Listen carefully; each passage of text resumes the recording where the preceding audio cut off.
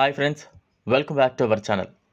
పెళ్ళైన తర్వాత ఏ భార్యాభర్తలైనా అందరికీ దూరంగా వెళ్ళి ఏకాంతంగా ఉండాలని అనుకుంటారు.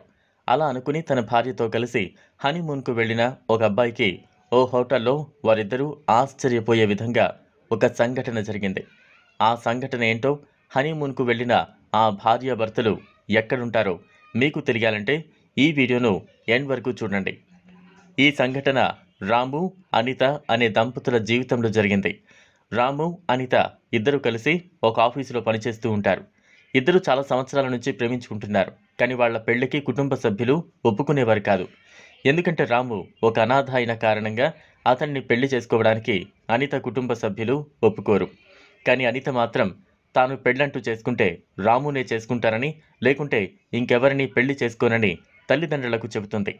అనిత కారణంగా తల్లిదండ్రులు వారి పెళ్లికి ఒప్పుకుంటారు. వీరిద్దరికీ ఎంతో ఘనంగా పెళ్లి చేస్తారు. పెళ్ళైన కొన్ని రోజులకు రాము అనితను తీసుకుని హనీమూన్కు వెళ్లాలని అనుకుంటాడు. ఈ విషయం అనితకు చెప్పి హనీమూన్కు వెళ్ళడానికి ఊటీకి టికెట్లు బుక్ చేస్తాడు. అలా రాము, అనిత కలిసి హనీమూన్కు వెళ్ళి అక్కడ ఉన్న ఓ హోటల్లో ఉంటారు. ఊటీలోని అన్ని ప్రదేశాలను చూసి పక్కనున్న ఓ రెస్టారెంట్కు భోజనం చేయడానికి ఈ భార్యాభర్తలిద్దరూ వెళతారు. రెస్టారెంట్కి వెళ్ళిన భార్యాభర్తలు ఇద్దరూ అక్కడ ఉన్న వాళ్ళందరినీ చూసి ఆశ్చర్యపోతారు. ఎందుకంటే అక్కడ ఉన్న భార్యాభర్తలందరూ భోజనాన్ని ఎవరికి వారు తినకుండా అక్కడ ఉన్న ప్రతి ఐటెంని, ఒకరి నోటిలో ఉన్న ఆ వస్తువుని తన భార్య నోటికి తినిపించాలి. ఆ రెస్టారెంట్కి ఈ భార్యాభర్తలు వెళ్ళి ఇలాగే తినాలి, ఇది అక్కడి రూల్ అంట.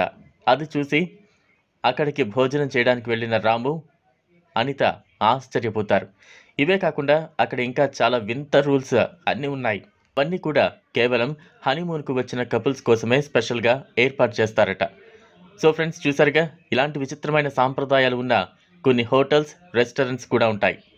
ప్రజెంట్ ఉన్న జనరేషన్లో ఇలాంటి హోటల్స్కి వెళ్ళిన భార్యాభర్తలు వీళ్ళ సాంప్రదాయాలను చూసి చాలా సంతోషిస్తారు. చూసారు కదా, ఇది వాళ్ళ వీడియో. ఈ వీడియో కనుక మీకు నచ్చినట్లయితే లైక్ చేయండి, షేర్ చేయండి, ఛానల్ను సబ్స్క్రైబ్ చేసుకోండి. Thanks for watching.